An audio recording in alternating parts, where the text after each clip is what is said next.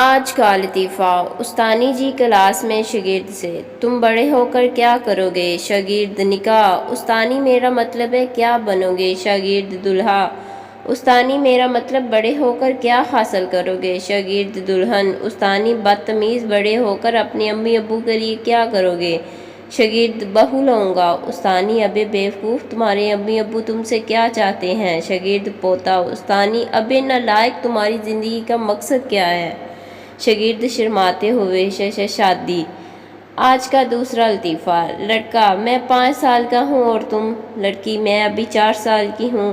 لڑکا: تو پھر چلیں بائیک پر۔ لڑکی شرماتے ہوئے: کہاں؟ لڑکا: پولیو کے قطرے پینے۔